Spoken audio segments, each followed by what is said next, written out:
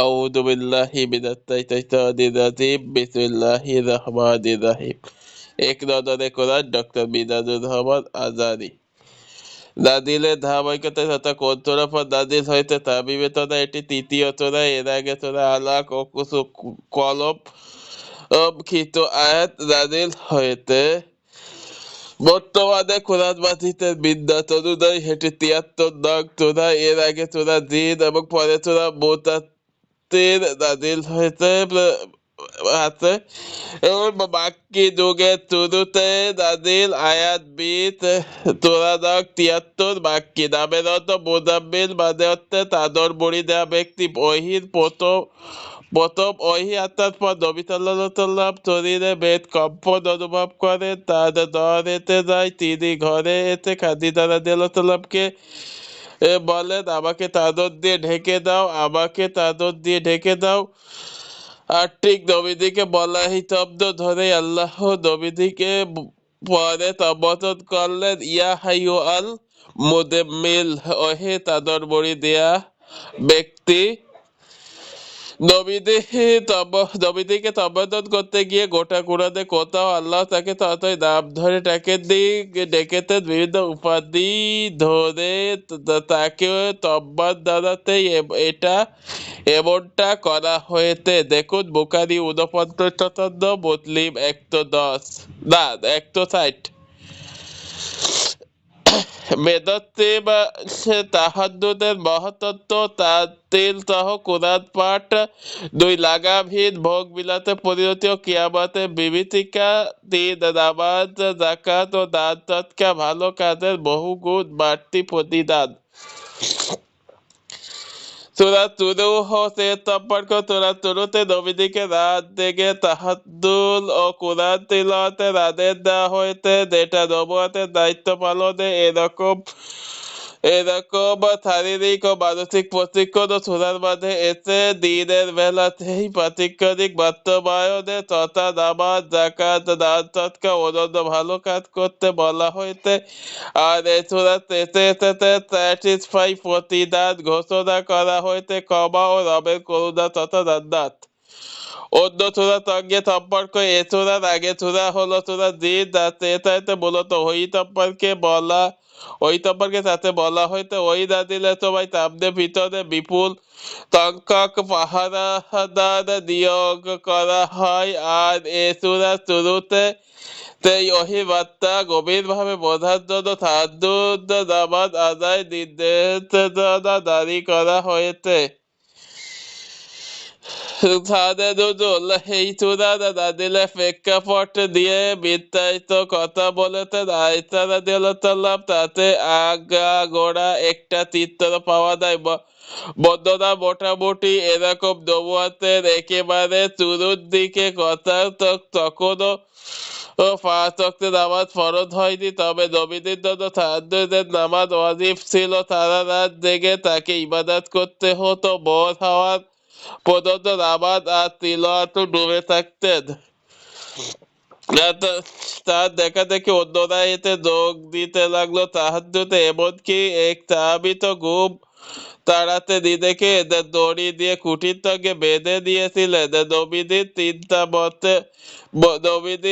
চিন্তায় পড়ে গেলে তাহাজ্জুদ আমার উম্মতের উপর ফরজ হয়ে যায় কিনা। অন্যদিকে এভাবে রাত জেগে ইবাদত করাটা সাহাবীদের জন্য তো বটেই, নবীদের জন্য ছিল ভীষণ কষ্টের। দাঁড়িয়ে থাকতে থাকতে পা বেশ ফুলে যেত। পরিস্থিতি যখন এই আল্লাহ তখন তোরা মোজাম্মিলের শুরুর অংশ নাজিল করে ব্যাপারটা সহজ করে দিলে। সারা রাত আর জাগতে হবে না, রাতের অর্ধেক বা 1/3 জাগাই যথেষ্ট। পরে এতে চূড়াতে তখতে নাজিলের মাধ্যমে তাহাজ্জুদকে নফল করে দেওয়া হয়। এর বদলে ফরজ করা হয় ৫ ওয়াক্ত নামাজ। আর সূরার মাঝের অংশটা নাজিল হয়েছে নবীদিকে সান্ত্বনা দেওয়ার জন্য মক্কার নেতা গোতা কিছু লোক কুরআন ও রাসূলকে নিয়ে হাতি আটটা করছিল। আল্লাহ জানিয়ে দিল ওদের কথা পেরেশানি হবার কিছুই নেই, ওদেরকে আল্লাহর হাতে আমার হাতে আল্লাহর হাতে ছেড়ে দাও, ওদের সাহায্য করার জন্য আল্লাহ যথেষ্ট। সেগমেন্ট দায় চূড়ার প্রথম অংশে একজন দায়ের বৈশিষ্ট্য কর্মপদ্ধতি নিয়ে আলাপ করা হয়েছে। দুই দুই ক্যাটাগরির অডিয়েন্স, তারপর শ্রোতাদের দুই দলে ভাগ করা হয়েছে। এক দায়ীর তরফ বিরোধিতা করবে, দুই দায়ীর সাথে তারা দিয়ে ভালো কাজে এগিয়ে আসবে। তিন পরিণতি অডিয়েন্স তথা বিরোধিতাকারীদের জন্য আছে দুঃখজনক পরিণাম, আর দায় ও অডিয়েন্স তথা মুমিনদের জন্য রয়েছে পুরস্কার। একটি হাদীসে আব্দুল্লাহ মাসউদ রাদিয়াল্লাহু তাআলা বলেন নবী সাল্লাল্লাহু আলাইহি ওয়াসাল্লাম মাঝে মাঝেই একই রাকাতে দুই সূরা একসঙ্গে তিলাওয়াত করতেন। এরকম এক জোড়া হলো সূরা মুজাম্মিল ও মুদাত্তির। আবু দাউদ 1393 সহিহ। কজ অফ ইফেক্ট, কুরআন পাঠ করতে হবে ধীরে ধীরে, ধীরে সুস্থে, থেমে থেমে ও সুন্দরভাবে, তাহলে কোরআনের বাস্তবতা তত স্পষ্ট হয়ে উঠবে আর ঠোঁট চাপিয়ে হৃদয়ে নাড়া দেবে। গতিপথ সেন্ট্রাল থিম, নবীর বিতর সফল করার পদ্ধতি। গতিপথ আত্মিক পরিশুদ্ধিতা, রাতের নামাজ, তাওহীদের উপর অটল থাকতে হলে আল্লাহর সাথে সুসম্পর্ক জরুরি। রাতের বেলা তাহাজ্জুদ ও তারবিল সহ কোরআন পাঠ, এগুলা একজন দাহির অমূল্য সম্বল। রাত যেন এক দাদুর কাঠি। নবুয়াত বিশাল এক দায়িত্ব, নবুয়াতের সহজ কোনো ব্যাপার নয়, বিশাল এক দায়িত্ব কাজে দিতে হয়। এর মাধ্যমে দায়ীকে মুখোমুখি হতে হয় তত ঝড়-ঝাপটার। তিন অবাধ্যদের পরিণতি, নবীদের অবাধ্যতার পরিণাম খুবই খারাপ, তার জ্বলন্ত প্রমাণ ফিরআউনের পরিণতি। ইবাদতের সহজীকরণ, মহান রব আল্লাহ জানেন তাহার বান্দারা দুর্বল, তাই তিনি বিধান সহজ করে দিলেন। আখিরাতের পাশাপাশি তারা যেন দুনিয়ার কাজেও ছুটতে পারে, তাই ইবাদতে এনে দিলেন ব্যালেন্স। ওভারভিউ 1 থেকে 3। গভীর রাতে তাহাজ্জুদের জন্য জেগে ওঠার আহ্বান জানানো হয়েছে। 4 থেকে 5 রাতের নামাজের তিলাওয়াত হবে ধীরে সুস্থে সুন্দরভাবে, কেননা কোরআন হৃদয়কে দিয়ে উপলব্ধি করার জন্য স্থিরতা জরুরি। তাই থেকে 4 দিনের বেলা মানুষ থাকে ব্যস্তমুখর, তাই নফসের সঙ্গে লড়াই এবং কোরআনের বার্তা বোঝার জন্য রাতের সময়টা বেশি উপযোগী। 8 থেকে 10 তাহাজ্জুদ হলো ধৈর্যশীলতা শেখার এক মহা ঔষধ। এটা আল্লাহকে স্মরণ করার এক চমৎকার উপলক্ষ ও বটে। 11 থেকে 14 ধন দৌলতের অহংকার দেখিয়ে যারা কুরআন প্রত্যাখ্যান করে তাদের এই সুখ অল্প সময়ের, অচিরে আল্লাহ ওদেরকে পাকড়াও করবেন। 15 থেকে 16 ফিরআউনের পরিণতি, তা থেকে আমাদের জন্য শিক্ষা। 17 থেকে 19 কিয়ামতের প্রচণ্ডতার আকাশ ফেটে তৌহিদ রেখো, যাহা মন চায় সে যেন সত্যের পথে ফিরে আসে। তাহাজ্জুদের নামাজ নফল ঘোষণা, যার ফলে যেটুকু সহজ মনে হয় কোরআন থেকে ততটুকু পড়বে। 20 নামাজ কায়েম, যাকাত আদায় আর রবের বিধিনিষেধ মেনে চলার তাগিদ দেওয়া হয়েছে। 20 ভালো কাজ কখনো হারিয়ে যায় না, ভালো কাজ যত অল্প হোক তার বিনিময়ে আছে মহা পুরস্কার। Kate of study reflection, Kate of study মক্কার নেতা টাইপের কিছু লোকজন কোরআন দিয়ে হাসির চেষ্টা করতো আর রাসূলের ব্যাপারে মিথ্যা রটাতো। বাছুরদের গরিমার ওটা যেন মাটিতে পা রাখতে চাইতো না। বলতো আমাদের জনবহুলতে বংশের দিক দিয়ে আমরা উঁচু দরের, আমাদের এর আর আটকায় কে? আল্লাহ ওদের অহংকারের জবাব দিলেন, এর আগে ফিরআউনও তোমাদের মতন অহংকার করেছিল। দলবল বলো আর শক্তি সামর্থ্য বলো, কোনো দিক দিয়ে ফিরআউন তোমাদের এর চাইতে কম ছিল না। হাতেই কি ফিরআউনকে আল্লাহ তাআলা ডুবিয়ে মেরেছিল, আমি ডুবিয়ে মেরেছি, মানে আল্লাহ তাআলা তাকে ডুবিয়ে দিয়েছে। সেখানে তোমরা সেখানে তোমরা আর কি? আল্লাহ ইঙ্গিত দিলেন প্রত্যেক জালিমের জন্য ফিরআউনের ঘটনা ভাবনার খোরাক। ক্ষমতাবান প্রতিটি মানুষের উচিত ফিরআউনি আচরণ গুলো নিয়ে কেস স্টাডি করা। ফিরআউনের জীবনযাপন নিয়ে গবেষণা করলে একজন শাসক কখনো জালিম হয়ে উঠবে না। রিফ্লেক্টর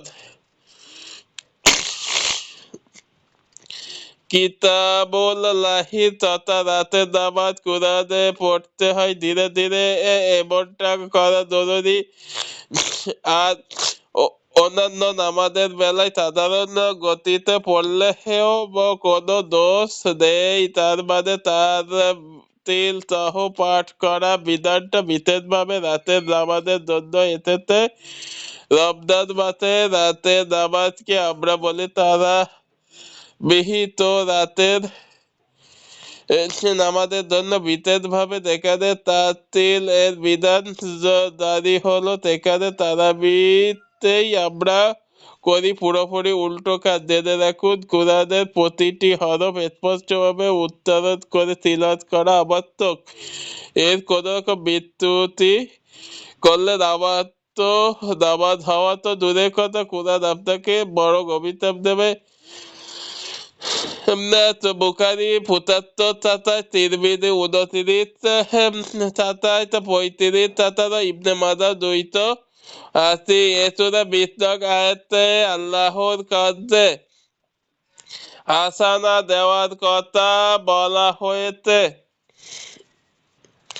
সূরার ২০ নং আয়াতে আল্লাহকে কর্দের হাসানা দেওয়ার কথা বলা হয়েছে। এই কোন পড়তে থাকে কর্দে হাসানা আসলে কি? কাউকে যখন সাধারণভাবে ঋণ দেওয়া হয়, মানে ঋণ দেওয়ার সময় ফেরত দেওয়ার দিন তারিখ ঠিক করা হয়, তখন ওটাকে বলে কর্দ।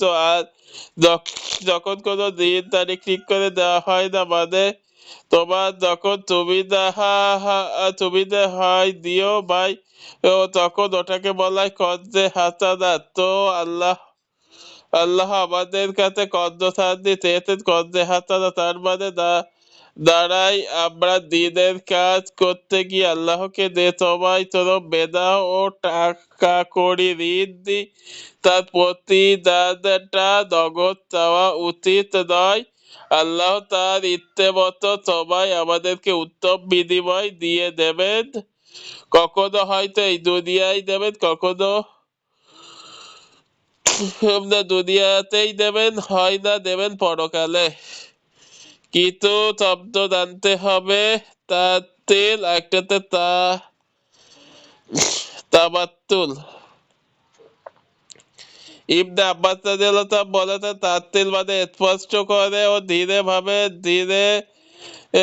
স্পষ্ট করে ও পরিষ্কার ভাবে তিলাওয়াত। মুজাহিদ রাদিয়াল্লাহু বলেন, তাতিল মানে ধীরে ও স্পষ্ট ভাবে পাঠ করা। তিলাওয়াতের সময় আয়াতের মর্মকথা বোঝার চেষ্টা করা। আনাস রাদিয়াল্লাহু জিজ্ঞেস করা হলো, নবীজি কিভাবে কোরআন তিলাওয়াত করতেন? তিনি বললেন, টেনে টেনে।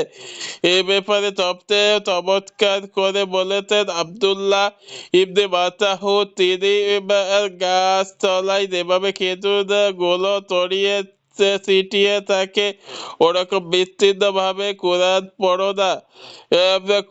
কবিতার মতো করে খুব তাড়াতাড়ি পড়তেও দেও না। কোরআনের পরতে পরতে বিস্ময়তে মুক্ত ছড়ানো থেমে থেমে তা আহরণ করো। কোরআন তিলাওয়াতের তোমায় দিলটাকে পুরোপুরি কোরআনের সঙ্গে বেঁধে ফেলো, যাতে তোমার হৃদয় কেঁপে ওঠে ইমোশন ও আত্মাধিক তোমার হৃদয়টাকে জাগিয়ে তোলো।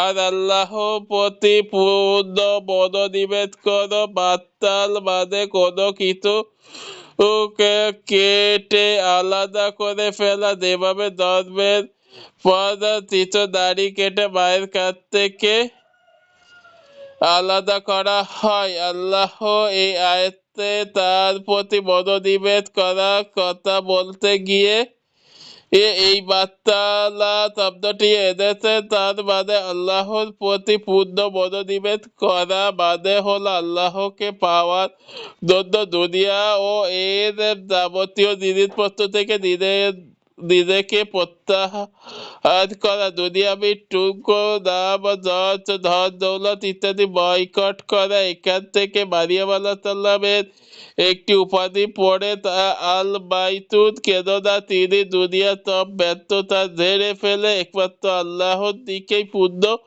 মনোনিবেশ করে তার পুরো জীবন কাটিয়ে দিয়েছেন।